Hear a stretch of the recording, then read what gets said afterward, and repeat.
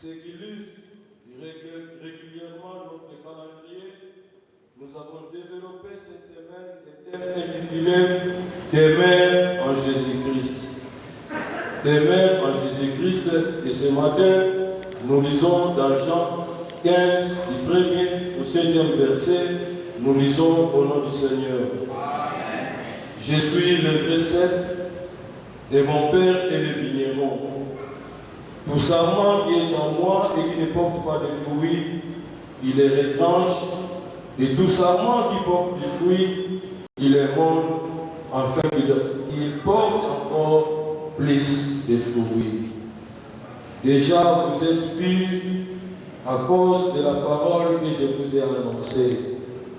Demeurez en moi et je demeurerai en vous.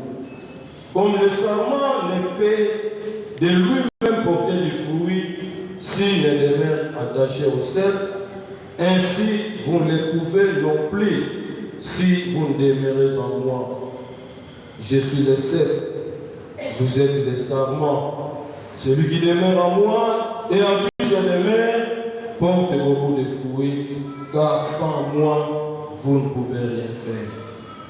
Si quelqu'un ne demeure pas en moi, il est jeté dehors, comme les sarments, et il sèche, puis on ramasse les sarments et on les jette au feu. Il brille. Si vous demeurez en moi et que mes paroles demeurent en vous, demandez ce que vous voudrez et cela vous sera accordé. Verset 7, nous reprenons. Si vous demeurez en moi et que je demeure en vous, demandez ce que vous voudrez et cela vous sera accordé. Amen. Et le cœur se demeure en Jésus. Demain, quand nous avons constaté la bouche de mer des seulement un lieu d'habitation, une maison importante, un lieu où on habite, dans les demeures, nous avons le verbe demeurer. Et demeurer quand il est employé avec l'auxiliaire avoir, demeurer désigne des logements. Mais aussi, quand demeurer est employé avec l'auxiliaire être, cela signifie aussi une permanence. Jésus,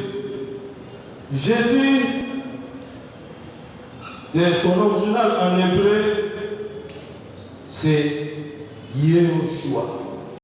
Yehoshua, qui veut dire Dieu sauve. Yahvé le salut. Jésus est le fondement du christianisme.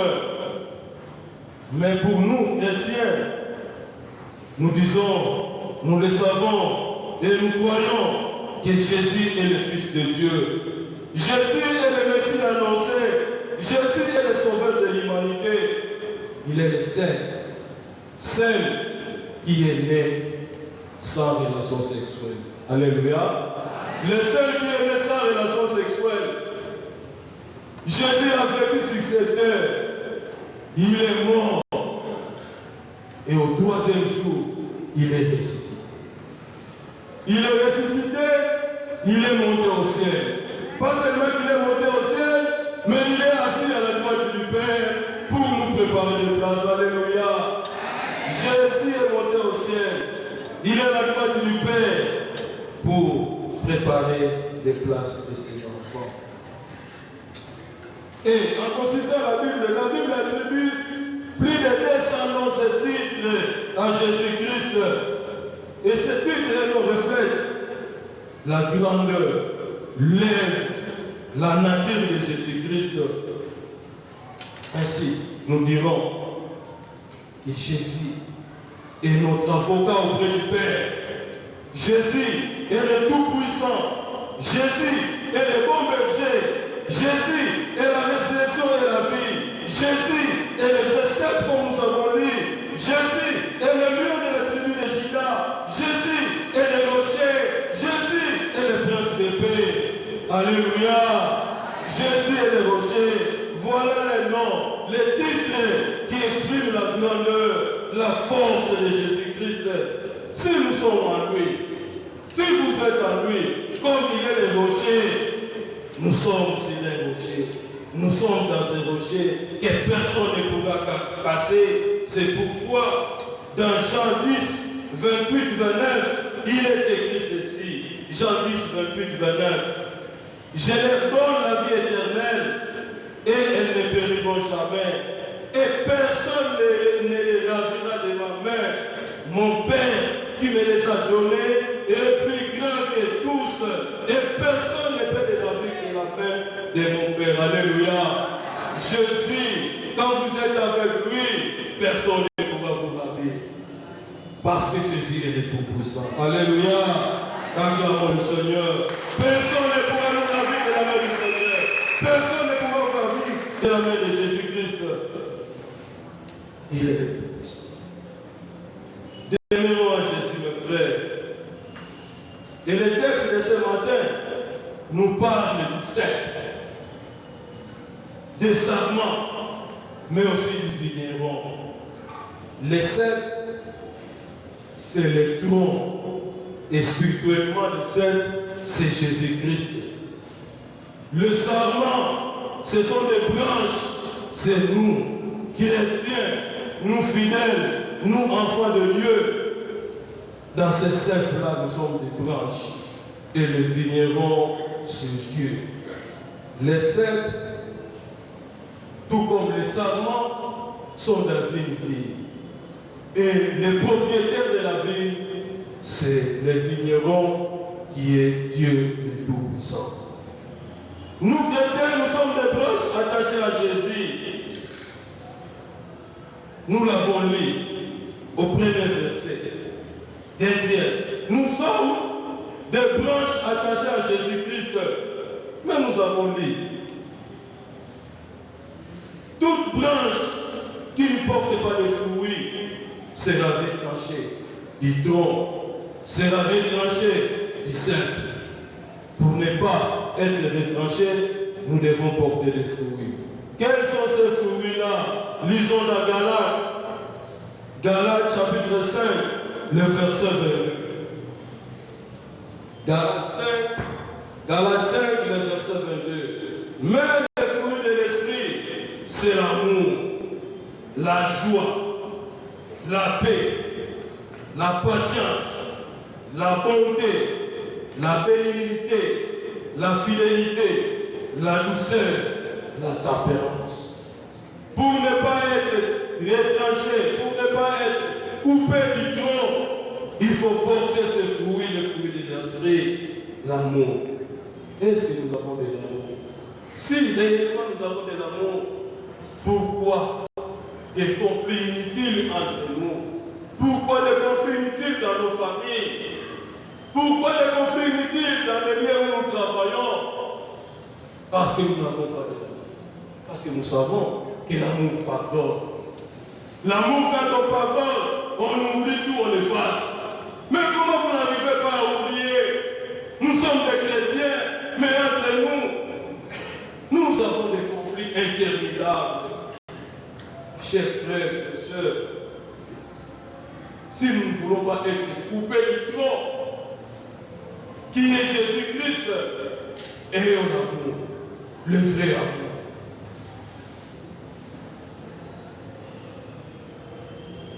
Aussi, la joie, la paix. Nous chrétiens, nous devons être des artisans de la paix. Partout où nous sommes, nous devons apporter la paix. Qu'est-ce que j'apporte dans ma famille? Qu'est-ce que j'apporte là où je travaille, là où je suis? Quand je me présente, les gens se méfient de moi. Frères et sœurs, faisons attention pour ne pas être coupés du tronc. La fidélité, par les temps qui courent, par les difficultés de ces moments, nous sommes devenus des infidèles. Nous semblons croire à Jésus-Christ, mais nous avons d'autres croyances. En ce moment de tribulation, certains rentrent aux croyances ancestrales. Alors Jésus Il a tout porté pour nous, c'est la croix. Chers frères et sœurs, soyez fidèles, car l'infidélité va nous amener à être coupés.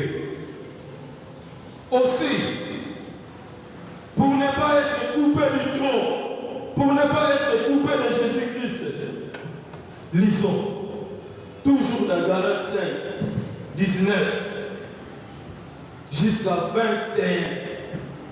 Et rapidement nous allons lire. Or, les œuvres de la chair sont manifestes. Ce sont l'impudicité, l'impiété, la dissolution, l'idolâtrie, la magie, les inimités, les querelles, les jalousies, les animosités, les disputes, les divisions, les sectes, l'envie, l'ivrognerie, les excès de table et les choses semblables. Je vous dis d'avance, comme je l'ai déjà dit, que ceux qui commettent de telles choses n'hériteront point les royaumes de Dieu. Alléluia. Alléluia. Les œuvres de la chair, si ces œuvres-là sont encore manifestes en nous, l'impudicité, l'impureté, nous serons coupés du trône.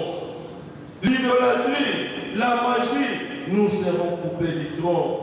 Et les enfants, à ce jour, envier quelqu'un semble maintenant être comme si c'est normal. C'est un péché. Car quand vous enviez quelqu'un, vous allez commencer à fomenter des mauvaises pensées, des mauvaises histoires dans votre tête. N'enviez pas. N'enviez pas, disons à Dieu, je suis, merci, tel que tu m'as fait.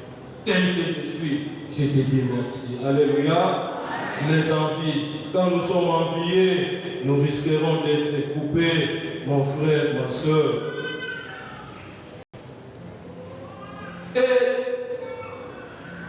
le verset 4 de notre passage de ce matin nous dit: demeurez en moi et je demeurerai en vous, comme le sarment en épée de lui-même porter des fruits, s'il ne demeure attaché au cep. Ainsi, vous les pouvez non plus. Pour que nous portons des fruits, nous devons demeurer en Jésus-Christ. Nous devons demeurer dans la parole de Jésus-Christ, car la parole, c'est notre boussole. Alléluia. Car la parole, c'est notre boussole. Malheureusement, parmi nous, ce n'est que les dimanches, ici, que nous venons ouvrir nos Bibles. Pendant toute la semaine, nous ne pensons pas à lire la Bible. Or, la Bible, c'est notre boussole. Quand nous lisons la parole, quand nous lisons la Bible nous interpelle pour voir ce que nous pouvons faire et ce que nous ne pouvons pas faire. Demeurer en Christ pour que nous portons des fruits. Si nous ne demeurons pas à Christ, si nous demeurons dans la poisson et consort, nous n'allons pas porter des fruits. Je suis le seul, vous êtes le sarment. Celui qui demeure en moi et à qui je demeure porte beaucoup de fruits. Quand sans moi, vous ne pouvez rien faire. Sans Christ et sans Jésus, nous ne pouvons pas faire quelque chose. Quelle que soit votre grandeur, quel que soit votre grade, quelle que soit votre personnalité, quels que soient vos moyens, sans Christ, vous ne pouvez rien. C'est comme ça. Nous allons voir, vous allez voir, quelqu'un qui a beaucoup d'argent, mais à la fin de compte, on se dit, qu'est-ce qu'il a fait? Qu'est-ce qu'il a laissé? Parce qu'il a mené sa vie sans Jésus-Christ. Alléluia. Mais avec Christ, même le peu que vous avez, avec Christ, vous pouvez faire quelque chose. Alléluia. C'est pourquoi nous devons nous contenter de ce que nous avons. Alléluia. Alléluia. Avec ce que nous avons, nous pouvons faire quelque chose. Soyons branchés seulement avec Jésus-Christ, car avec lui, nous pouvons tout faire. Si quelqu'un ne demeure pas en moi, il est jeté dehors comme les sarments. Si nous ne demeurons pas en Jésus, si nous ne portons pas des fruits de l'esprit, si nous ne portons pas ces fruits, nous serons jetés, nous serons coupés. Vous savez, une branche, quand elle est coupée, elle est retranchée du Et quand la branche est jetée, elle séchera. Et quand elle est séchée, on la prend pour brûler. Alléluia. Si nous ne portons pas de fruits, nous serons coupés. Et quand nous serons coupés, jetés et nous serons brûlés. Qui d'entre nous veut être brûlé? Qui d'entre nous veut être jeté, il ramassé et brûlé? Je crois qu'il n'y a pas quelqu'un qui le fait. Personne. C'est pourquoi, frères et sœurs, nous devons faire un effort et porter des fruits. Chers frères et sœurs, si nous portons des fruits, et la conclusion, le verset 7 nous rassure. Vous demeurez en moi et pas en vous. Demandez ce que vous voudrez et cela vous sera accordé. Quelquefois, nos prières, nos demandes ne nous sont pas accordées parce que nous ne demeurons pas à Jésus. Parce que nous sommes déjà retranchés de Jésus-Christ. Parce que nous sommes coupés. Quand nous sommes coupés avec lui, même si nous demandons comment il va nous répondre, chers frères et sœurs, comment Jésus-Christ va nous répondre quand nous sommes retranchés de lui, quand nous sommes coupés de lui? C'est pourquoi nous demeurons dans des situations qui nous semblent être difficiles. C'est pourquoi, même si nous avons la grâce d'avoir du travail, mais nous ne nous en sortons pas. Et celui qui n'a pas de travail semble vivre mieux que nous, parce que nous vivons sans Jésus. Chers frères et sœurs, parfois nous ne sommes pas bénis, parce que nous ne vivons pas avec Jésus-Christ. Parce que nous vivons loin de Jésus-Christ. La parole de Dieu nous interpelle ce matin. Si nous voulons avoir des solutions, si nous voulons que nos demandes nous soient accordées, nous devons être branchés en Jésus-Christ. Nous devons demeurer en Jésus-Christ, quel que soit le moment, quelles que soient les tribulations, quel que soit le combat. Jésus-Christ nous apprend beaucoup d'apprendre dans la Bible. Il nous dit, jamais il nous délaissera. Jamais il nous abandonnera. Quel que soit le moment, quel que soit le combat, il est toujours avec nous. Alléluia. Et il a dit, comme lui a vaincu le monde, à travers lui, avec lui, ses enfants sont de vainqueurs aussi. Vous voulez être vainqueurs, je vais être vainqueur. Soyons attachés à Jésus-Christ. Et le Seigneur bénisse sa parole. Amen. Nous demandons à notre pasteur Joseph Moussoni de prier pour les messages.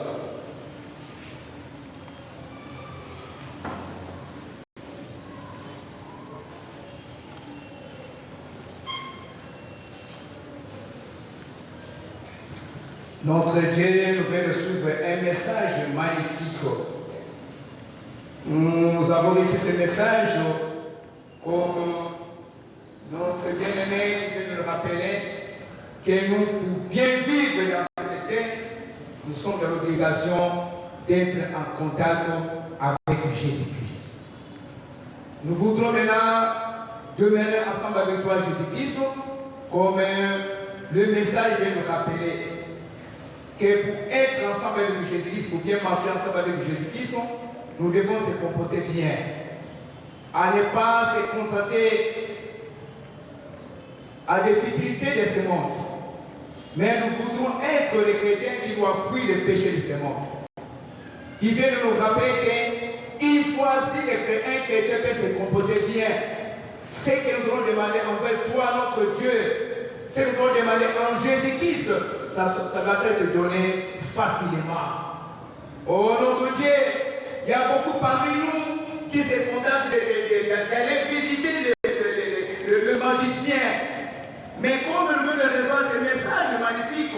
chacun de nous est prêt de venir auprès de toi, Jésus-Christ. Merci, mon Dieu, pour ces rappels. Bénis notre prédicateur qui a prêché la bonne nouvelle et bénis aussi l'assemblée qui vient de suivre ce message pour que soit être appliqué dans notre vie de chaque jour. Bénis les messages au nom de Jésus-Christ, ainsi nous avons prié. Amen, amen. Amen. Nous passons à notre moment de collecte. Nous invitons un membre du comité de finances pour diriger ce groupe. Moi, le comptable est là.